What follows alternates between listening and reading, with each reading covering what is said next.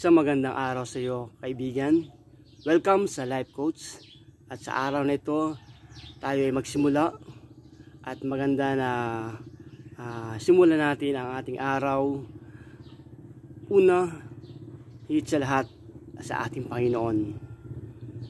Gaya ng sinabi sa Matthew 6:33, ngunit higit sa lahat ay bigyang halaga ninyo ang kaharian ng Diyos at ang pamumuhay ng ayon sa kanyang kalooban, at ibibigay niya sa inyo ang lahat ng mga bagay na ito. Sa ating buhay dapat nating unahin ang Diyos sa ating pagsisimula. At meron akong 10 bagay na dapat mong simulan o dapat mong gawin. Number 1, magsimula ka sa pag-iipon ng pera kung gusto mong malibot o makalibot sa buong mundo. Pangalawa, magsimula ka sa pagkain ng masustansya kung gusto mong maging malusog. Pantatlo, magsimula ka sa pagbili ng lupa kung gusto mong magkaroon ng bahay. Pangapat, magsimula ka sa pagbabasa ng mga libro kung gusto mong maging matalino. Panlima, magsimula ka sa pagiging mapagpasalamat kung gusto mong maging masaya.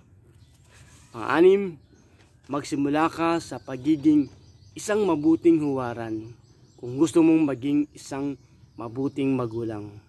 Pampito, magsimula ka sa paggawa ng maliliit na hakbang kung gusto mong magtagumpay.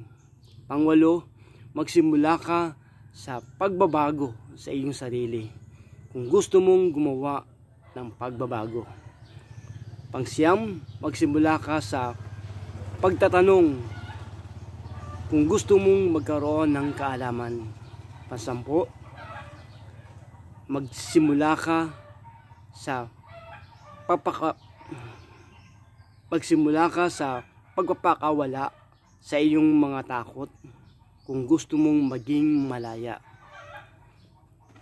So makikita po natin na dapat natin po ituon ang pansin sa paggawa ng unang hakbang, dahil ang susi ay ang pagsisimula.